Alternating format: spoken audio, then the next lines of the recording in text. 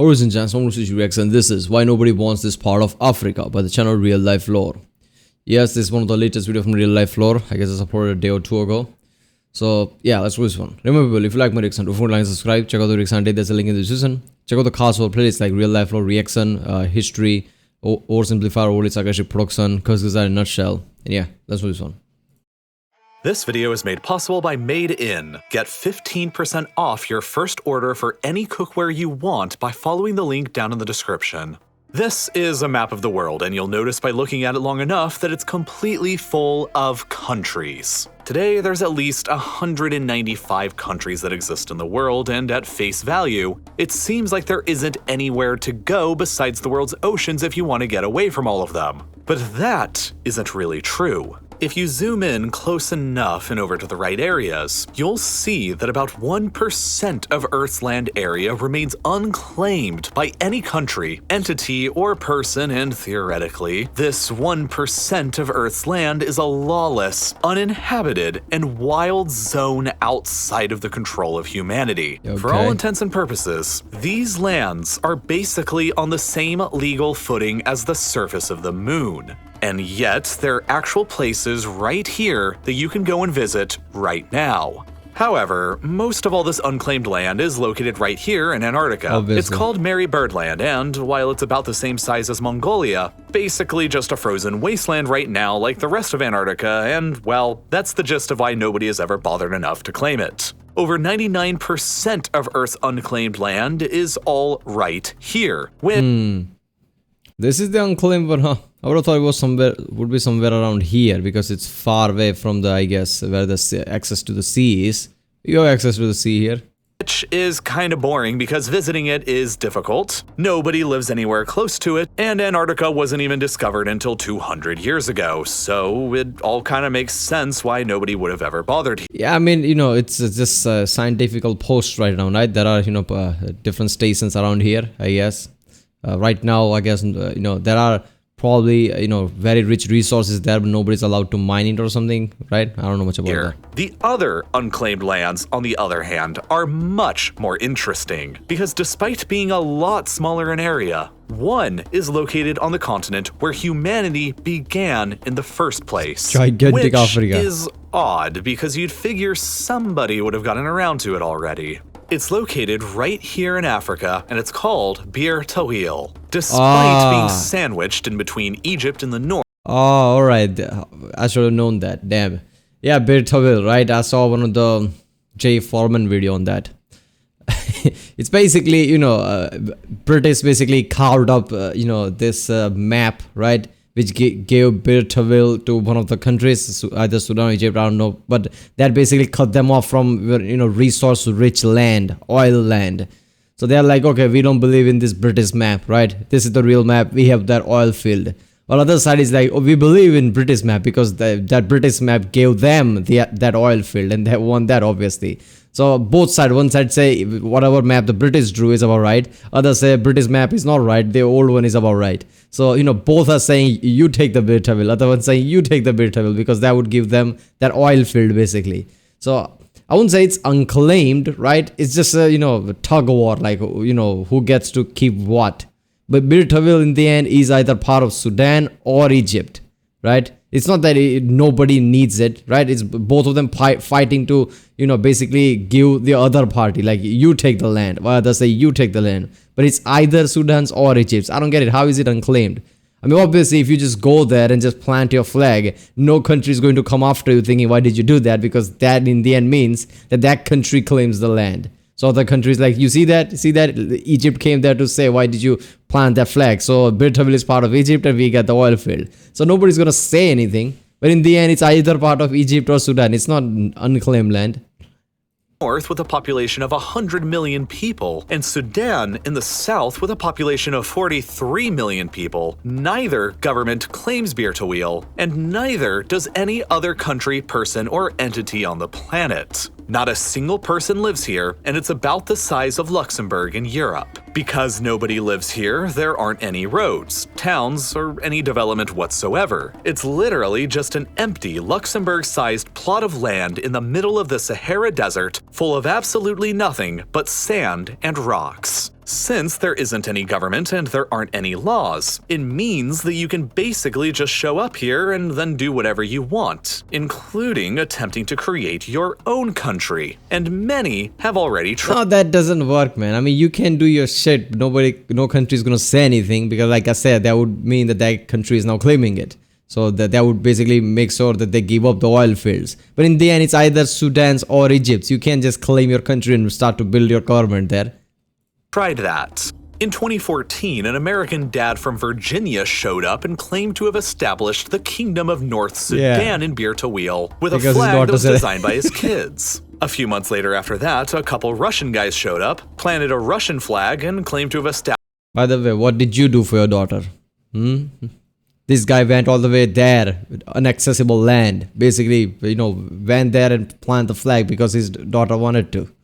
The creatively named Kingdom of Middle Earth. And then in 2017, an Indian guy showed up and claimed to have established the Kingdom of Dixit after his last name and planted his own flag. All three of these guys' claims to Bir Tawil overlap with one another, and there's been some great Twitter squabbling between them in the past. And I plan on joining them in the future by claiming Bir Tawil as the Kingdom of RealLifeLore, or the KRLL for short. Of course, I have never visited Bir Tawil, but that hasn't stopped dozens of people from claiming it before in the past, and it doesn't stop you from claiming it yourself down in the comments either with your own clever name.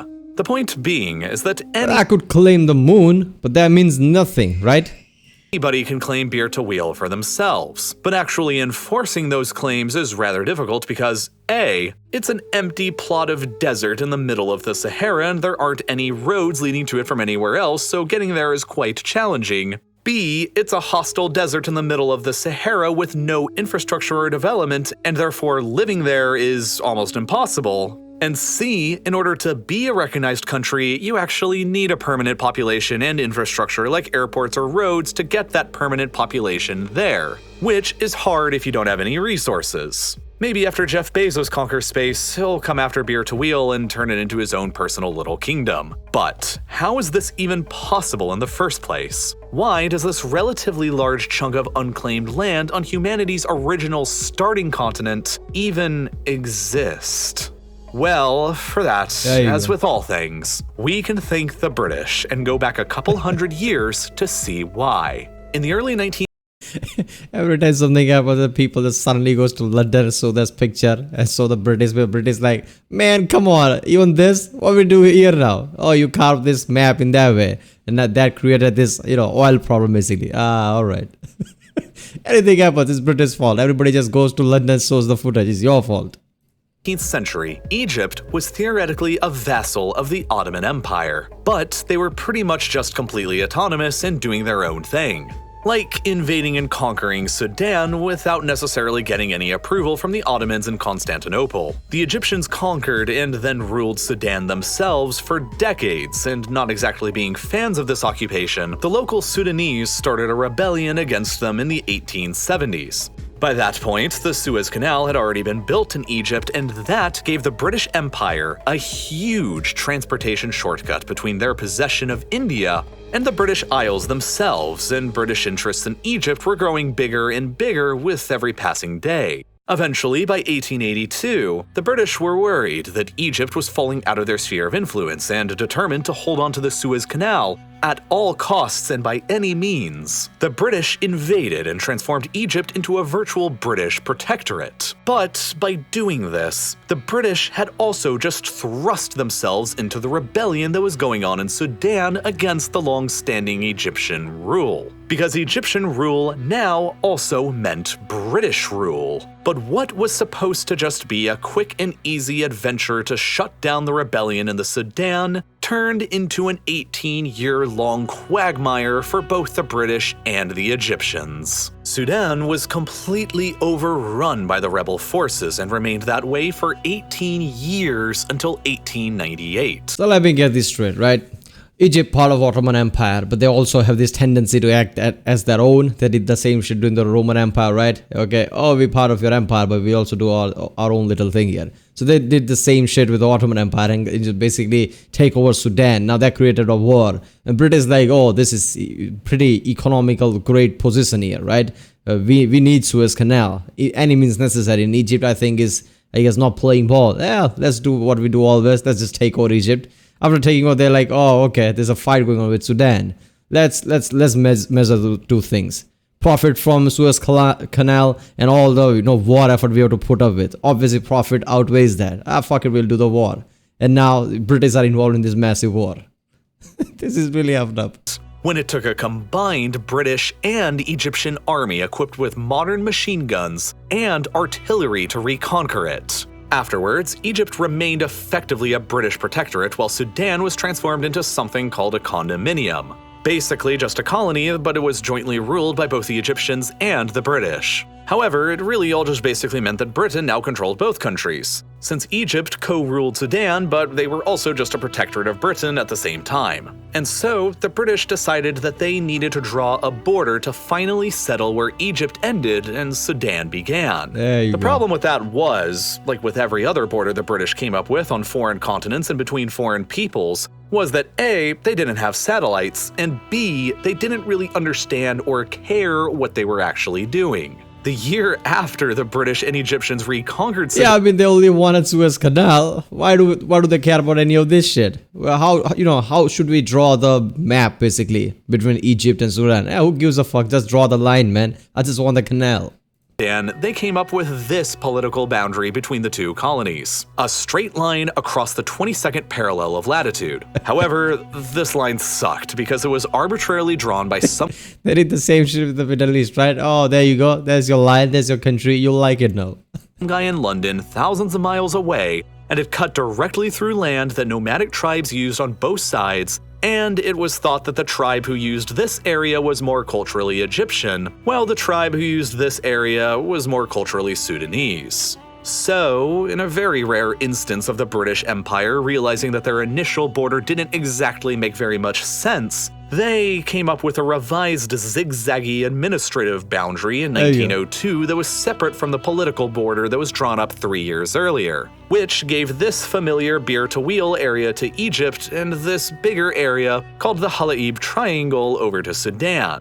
Now, for decades, this never really mattered very much because Egypt and Sudan were both effectively ruled by the British anyway. But that began to change by the mid-20th century. Specifically by 1956, the global attitude toward colonialism had greatly shifted and the British left Egypt and Sudan to themselves. Both were now freshly independent nations, and both of them had to choose between two different choices for what their border could legally be. For Egypt, option A was the 1899 line, which gave them Halaib and gave Sudan Bir-Tawil, while option B was the 1902 line, which gave them Bir-Tawil and gave Sudan Halaib. Meanwhile, for Sudan, their choices were just the reverse of these. Option A was the 1899 line, which gave them Bir-Tawil and gave Egypt Halaib, while option B was the 1902 line, which gave them Halaib and gave Egypt Bir-Tawil. In effect, both Sudan and Egypt were forced into a rather unique legal situation where they had to choose between either Halaib or Bir-Tawil, but absolutely not both. It could only be one, and naturally, just by looking at the map, you can understand why both of them wanted to choose Halaib. It's about 10 times more land than Bir-Tawil. There were actually about 1,000 or so people who lived there, compared with Bir-Tawil's nobody, and most importantly, Halaib has a nice coastline along the Red Sea, while Bir-Tawil is completely landlocked. Halaib is indisputably the more valuable piece of land, and as a result, Egypt insisted that the true border was the 1890s. Wait a minute, isn't there oil there? I'm pretty sure there's oil there, right? Somebody, in that Jay Foreman video, I think I remember them saying there's oil and resources there. That's why they won that place. 1999 straight line, while Sudan insisted that the true border was the 1902 wiggly line. For decades, Sudan and Egypt both just shared Halaib and kind of administered it together, sort of like a condominium. This status quo never really became a big issue until 1992, though, when the worst possible thing for the region's geopolitics could have happened. You guessed it, oil was discovered in the territorial waters in the Red Sea directly next to Halaib. So, whoever controlled... So oil was in the sea next to it, not on the land itself. Halaib would also control these potential oil reserves. and neither Sudan or Egypt were particularly in the mood to share. Sudan tried to jump ahead of Egypt by granting exploration rights to a Canadian petroleum company. Egypt declared that that was illegal, and then using the 1899 border as a pretext, they moved in troops to occupy Halaib. Sudan retaliated to this by allegedly attempting to assassinate Egypt's then president in 1996 while he was out visiting Ethiopia, and Egypt retaliated to that by kicking out all Sudanese police and officials from Halaib. In 2000, with tensions at an all-time high, Sudan decided to withdraw all of their officials from the Halaib area, and it's been de facto controlled by Egypt ever since. Although Sudan continues to claim it and shows it marked as being a part of Sudan on all official Sudanese maps. Egypt has since tried to strengthen their claim on the land by investing more than $60 million into infrastructure development projects, and just a couple years ago in 2019, they also attempted to sell oil and gas exploration rights in the waters off Halaib in the Red Sea, to which Sudan made a bunch of legal threats about. So yeah, that's why Bir Tawil exists as a lawless no-man's zone in between them. Yeah, so basically anytime there is a not necessarily a proper country, right? Basically, I don't know, a big ass country or some, tribal type of area where there are lots of tribes or anything where there is no actual line between two states, and then British left by drawing the map. That has always resulted in conflict in Middle East, now in here, Egypt, Sudan. So basically first like, okay, straight line, fuck it, we just want the canal. And they're like, okay, there's going to be a problem. There is a literal cultural difference here. Alright, so we'll revise it. And that became an issue. Now there is two map British draw. And, Egypt is claiming the first one, Sudan is claiming the second one, and both want that, that a triangle area. If either Sudan or Egypt moved in to occupy Bir Tawil, it would immediately mean forfeiting their claim to the much more valuable Halaib Triangle, and neither side has ever been willing to make that sacrifice for more than 65 years now. And no other country could really bother claiming it either because, well, like I said earlier, it's a tiny, undeveloped, unpopulated, and landlocked plot of empty desert full of nothing but sand and rocks in the middle of two other countries. But if you're still determined to travel to Bir Tawil anyway and claim your own country here, you're going to need a few things like roads and airports for transportation, along with farms and restaurants to feed your population. Yeah, people, go to maidencookware.com/RLL and support this channel, or just go to original video page link from the description and support the channel from there. Yeah, I don't, no other country can claim this because it's either part of Sudan or Egypt. Both of them that are not claiming it because both of them want the triangle. So they are not just saying who it belongs to, but it belongs to either one of them. You can't just claim it. But obviously none of them are going to stop you if you claim it, because that means now they claim it. This is really effed up. I can only imagine Egypt and Sudan, spies just sitting there with their, just looking at that place. And anytime other countries' military forces about to enter, like, oh, we're about to get them, take out your camera. As soon as they enter, take the photo. This is effed up, man. Alright, people, that was why nobody wants this part of Africa, by the channel Real Life Lore. If you like my Food, like, subscribe, check out the Rick Sandy, there's a link in the description, check out the Caso place, yeah, I'll see you next time.